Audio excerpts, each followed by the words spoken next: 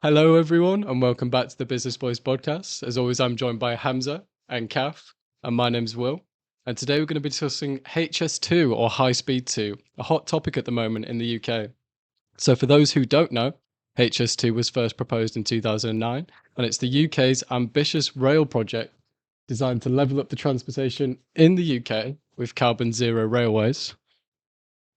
After seeing many snippets of HS2 in the news, we thought it would be very beneficial to remind ourselves about the project, with today's episode giving a quick overview, and then we'll delve into some of the more interesting aspects of the project and how they affect you.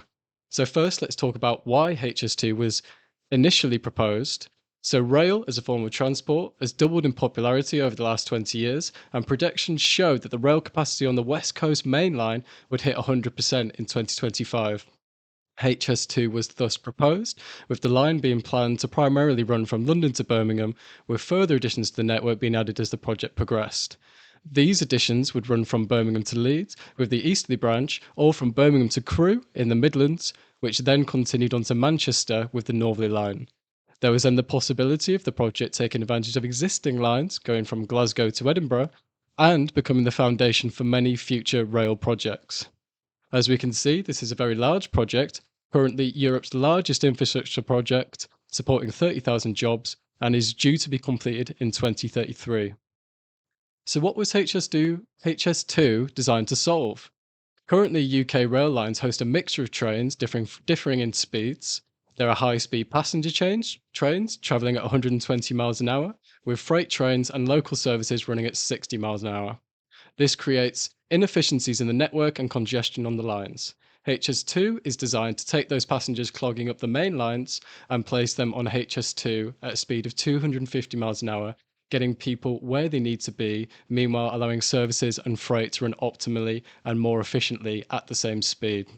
This is important because it turns a 2 hour, 30-minute train journey from Manchester to London to slightly over a 1 hour journey, and with the ability of each freight train to take up to 76 lorries off of the road, these freight trains can run more greenly and each train can carry enough material to build 30 houses.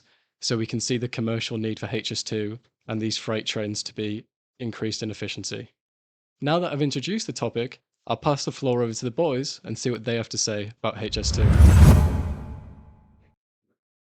Can I just add that I didn't know what HS stood for up until it, high speed. I was like, what's HS2? And apparently they don't break down the abbreviation of it. So thank you for saying that, Will. I now know what HS stands for.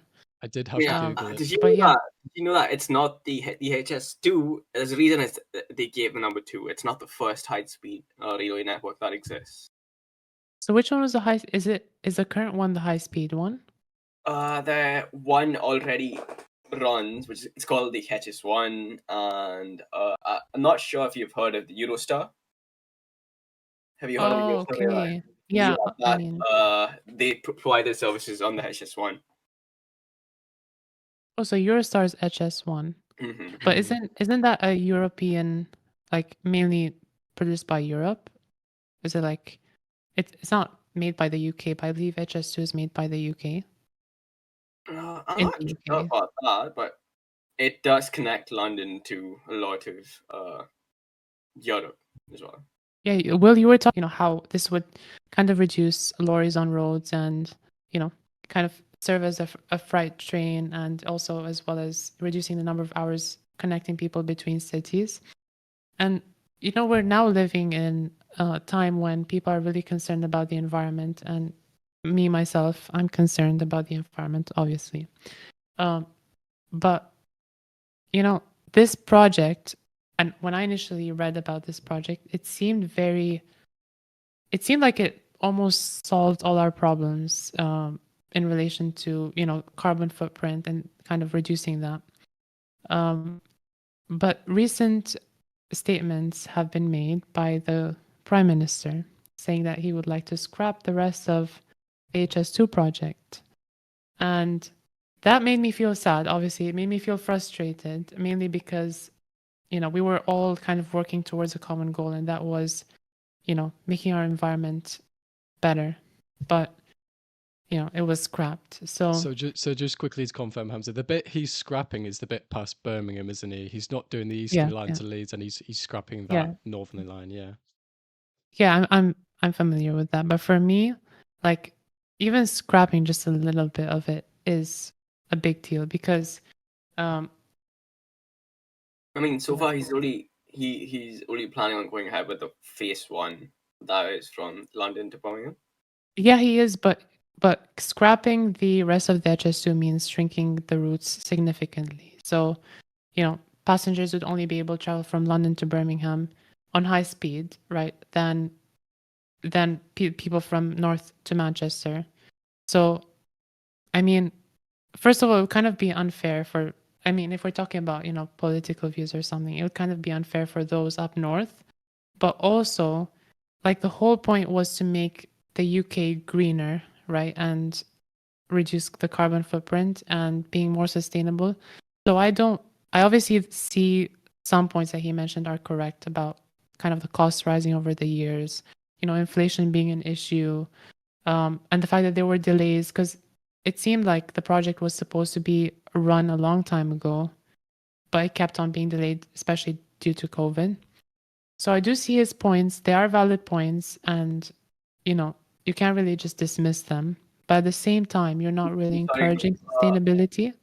I'm sorry to interrupt you, but what exactly were the points? I'm not aware of the points he made. Okay. So, why was the Manchester lag scrapped? That is one of the biggest questions. And probably lots of people are obviously, and it's kind of good to have a background knowledge on this because, you would kind of have to know in order to judge. So, there are a few points I'm going to cover, and one of them is that it's been set back by delays and rising costs. So, this was the main problem. So, it is said that some estimates now put the price tag at more than 180 billion pounds, and this figure has been continuously rising from 2019, since it was estimated around 100 pounds. But once again, because of inflation, it's been rising over the years. The Prime Minister also said that it's massive. So the economic case for HS2 was massively weakened because of the changes in the travel business post-COVID. So that is one of the reasons why he chose to cancel the rest of the HS2 project. So if we look just a bit at the years, if we take the years into consideration, this project was initially launched in 2009. Let me just get that information. Sorry. When he launched it in 2009, if I'm not wrong, when they launched it, the initial cost, predicted cost was around 37.5 billion, and they went from 37.5 billion. Yeah. So that 6 billion in 2013 to 55.7 billion in 2015. Yeah, that's a lot. I've looked at this before, and I'll let you continue with the figures of those. But so Will, you just briefly mentioned earlier about how like the original plans for this project and when, and I would like to kind of add to when it was actually raised. So obviously this was hoped to increase capacity and boost connectivity between major cities. But it was first raised by the Labour government in 2009. So it's quite a long time ago for a project. And I totally understand. It's a big project and it requires a lot of time, but it's been set back by multiple events during the years. So yeah, going back to the yearly figures, Kev, you can expand more on this, kind of like the more yearly figures, but I'm just going to 2009. So the key years. 2009, 2019, and 2023. So in 2009, it was originally 37.5 billion pounds. It raised to 100 billion in 2019, and in 2023, it reached 180 billion pounds. Oh, wow. So it's crazy to me because, look, without knowing these figures, I was just ready to judge the Prime Minister. And everyone else, I'm sure, other politicians know much more than I do, than we do at this point, because they are politicians. But I'm just saying it's quite a large number and quite a large increase over time. So what do you guys think? I mean, I think that, like Will mentioned earlier, there were certain issues that the HS2 was supposed to be a solution for. That is to increase the capacity for railway lines across between Birmingham, Manchester, and Leeds, which are supposedly some of the busiest in Europe, and reduce travel time between Birmingham and London, which is currently an hour and 20 minutes, which will be reduced to around 52 minutes.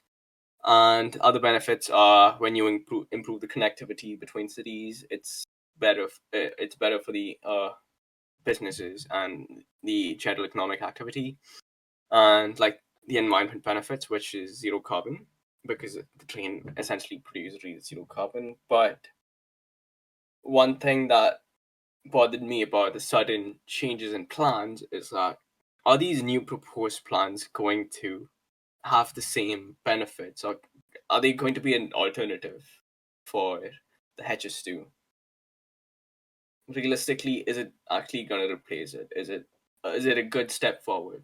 So are you referring to what the Prime Minister said about using the 36.5 billion pounds originally Mm-hmm. in making better roads, replacing trains and stuff?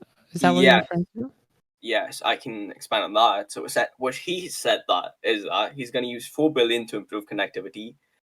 Means the extension of the Manchester Metro link to Haywood, Bolton, Wigan, and Manchester Airport, and bus rapid transit corridors in Manchester. And then 2.5 billion will be used to improve transportation in smaller cities and towns. He's also going to upgrade the energy coastline between Carlisle, Workington, and Barrow, and he's going to spend 100 million in North and Midlands to enable contactless payment for transport. 3.3 billion to long-term road resurfacing to fix potholes, and then it's going to be a 500 million expenditure for two major road schemes around Manchester, 300 million for 9 smaller road schemes, and then the £2 bus fares will be extended till the end of next year, that is December 2024, instead of it rising to £2.50 as it was planned earlier. There's also going to be a 700 million bus funding package in the north for more buses and more frequent routes. And I for one, would really benefit from that, because if there were more buses in Leeds, I probably wouldn't have as much trouble getting back home after a night out. Yeah, it's interesting. There's a lot of really good projects that he's proposing, but I think part of the HS2 was to, in a way, level out the country, because 25% of the country's GDP comes from London, surprisingly or surprisingly not. And this train line would have brought a lot of funds into Manchester, into Leeds, into the north. And what it seems like he's proposing is just creating this better infrastructure in the north and then having the original HS2 line in the south. And it still seems to me like there's going to be a bit of a divide. Um, the north and the south are going to be separated, which was Mhm. maybe Kind not the of best reminds me economic like outlook. okay, so I just wanted to add, because you just said like more about the infrastructure, and I'm kind of looking into that more and more. But he mentioned as well that he wanted to upgrade A1, A2, A5, and M6. Just thinking about this in general, if you're just improving, kind of upgrading the highways and resurfacing the roads and just kind of increasing the number of roads, that doesn't really help with reducing the carbon footprint, because, well, okay, it does help with reducing, but you're just encouraging more and more cars on streets. So rather than doing that, try to find a way where, I believe that HS2 wasn't a bad project after all, but, I guess just encourage them, because if they're not encouraged or kind of pushed to do it, then I guess, it's probably one of the reasons why he scrapped part of it. I don't Yeah, know. it's interesting that you say that, Hamza. I mean, it was net zero rail. It was supposed to be efficient and kind of upscale the country in terms of that. But I've got a list of kind of effects that the HS2, the kind of impact that it would have had, and there's some quite negative effects on there. So, in particular, the ones I noticed: biodiversity. moderately adverse effects, so potentially some significant impacts to regionally important and locally designated sites. And then also I noticed about flooding, and it says to make the HS2 in the north, they would have had to majorly divert waterways, and there was flood risks involved in that and minor groundwork impacts. So this list that we'll put up on screen so everyone can see, there was some benefits, but there's also some negatives as well. So it's not just about that CO2 number.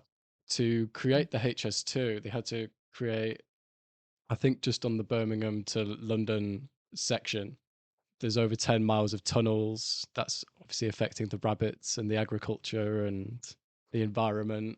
Um, so there's definitely Mm, some negatives to HS2 as well. It's not all green. I'm pretty sure that for in order for the project, they probably would have bought up people's houses and homes. And there was this news article that I read that said that even as little as 24 hours before Rishi Sunak made his announcement, they actually bought a house on the HS2 line for £1.5 million. Mm. That's just spending a lot of taxpayer money for it. Something that they just end up cancelling a few hours later. Just goes to show that they didn't clearly plan it out. Like not when they made the plans for HS2, not even when they decided to cancel it. Even the cancellation was just out of the blue. That's it. It's affecting everyone's lives. I mean, it's £100 billion project at least. It's massive. But this would, like, I also believe that, if we just consider, let's just consider the fact that the HS2 project was completed and everything was fine from, south to north and everything in between. I think that would actually help. So even though there are some, negatives and drawbacks for this about, the environment kind of thing, but I think overall, in the long term, this would definitely help. And it's mainly because when people will find out that this is actually a faster way of traveling between cities, then they would rather choose trains for comfort rather than, kind of stressing going by car and driving through highways and stuff. So, and it would also significantly reduce car crashes. So, I definitely think that it's a much better alternative to increasing the number of roads, which does encourage more cars. Yes, Hamza. What you said is true, and the National Infrastructure Commission chairman, Sir John Ahmed, also said something similar, and he said that the decision to not extend the HS2 will result in a major gap in the UK's railway strategy. Mhm. Ahmed also warned that it's not clear yet how the collection of schemes announced will address the gap that's left behind. So essentially, he said the same point that we brought up earlier, that these new schemes that Rishi Sunak has suggested essentially wouldn't be a replacement, or at least they're not sure how it is going to serve to be a replacement or have the same benefits. There was also the Civil Engineering Contractor Association of Director of Operations, Marie Claude Hemming, who urged caution regarding the new Network North schemes. She said that the industry as a whole is aware that proposed alternatives don't have anything close to the same potential as the HS2 to materialize and impact communities. So it's not just a few people saying this. It's just that the industry as a whole is aware that it doesn't have the same benefits. So I am. What confuses me is that what real materialistic benefit did the prime minister see? And like obviously we won't be able to judge it on the basis of the knowledge that we possess. But if it seems like the industry seems to agree with our perspective, and I find it hard to see what was the reason behind this decision. Let's grab the HS2. Yeah. Yeah, so I've got some slightly different numbers to Hamza, but we'll just do a little thought experiment with them.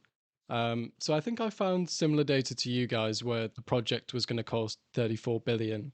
I actually found a government report stating that, slightly different to you guys, they put operating and maintenance costs in as well at 21.7 billion. So that would be a total cost of 55.9 billion, which was projected in 2011. And in today's money, that's 77.3 billion pounds.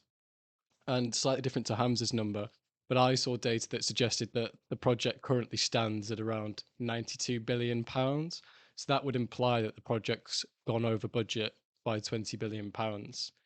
And actually, I found another government report, an economic case for the HS2, and it was saying that the present value of the project was around 92 billion pounds.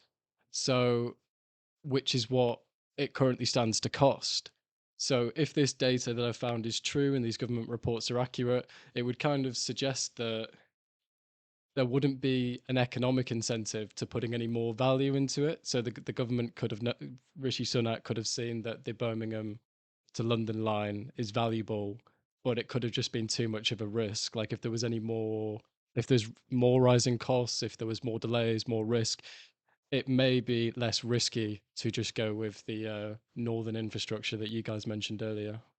So it could have been a risk equation. Yeah, and I also think that maybe he could have been just a bit more clear with one of like more reasons why he decided to scrap the rest of the HS2 project. So he only came up with, the reason of it being a high cost and the delays. But I believe that any country in the world that has a big project probably has delays, and especially like the unfortunate COVID event that we just had did create a setback. But that's fine. If he did, rather than just scrapping the rest of the project, he could have just said, look, we could just postpone this for just a bit and we will return back to this. Or he could have even suggested a few changes, or maybe just thought about it more. Maybe he could have just said, like, delay this even more, but I'll have to think of it, rather than just coming up with a conclusion. Maybe we So, haven't found sorry, maybe we haven't found a statement from him, but this is where it could delve into the realm of politics, and he doesn't want to be seen to be weak or give his adversaries too much information. It's a tricky balance, isn't it? Don't want to get too political, but they might have to think about things on that level. Yeah, but you'd have to show the people that you're more informed about the reason why. You can't just say, oh, the problem is about rising costs and delays, so I'm going to scrap the rest of the HS2 project. That's not how it works. You kind of have to give just a bit more information. We all need to know the reason why you came up to this conclusion, why you decide to scrap it, in order to avoid, misconceptions or people just not understanding or rejecting his point. So yeah, it's just more about clarity, I guess. It would be nice to see the numbers, wouldn't it? Like how much he expects the HS2 would have cost. And well, CAF gave us some of the numbers of the breakdown of how that 36 billion pounds going to get spent, but it would be nice to see, oh, this is how much the HS2 would have brought in, this is how much he expects these other projects to bring in, and you can see he's come to a rational choice. But I agree that information would be nice to know.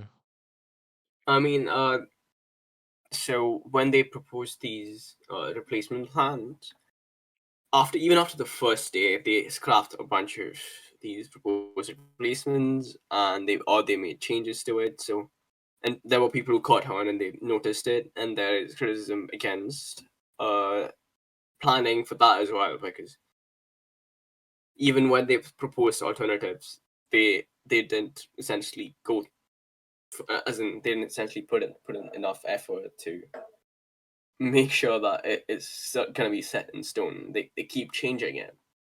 So one thing that's going to be always in people's mind is, what's to say that these newer plans are not going to be scrapped as well? And it's not the first time that there's been plans to improve transportation or connectivity in the north. There has been similar plans that was proposed earlier, very similar to the ones that the Network North proposes, but those were also scrapped due to a variety of reasons. So again, what is to say that these won't be scrapped as well? Because they just scrapped a very major plan that is HS2, which has been years in the making.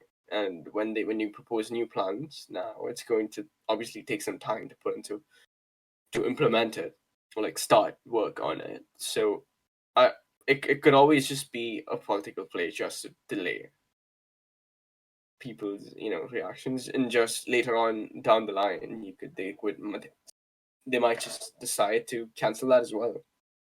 Mhm. I've got a slightly more positive view in that if they just finish this line now, we've come out of COVID.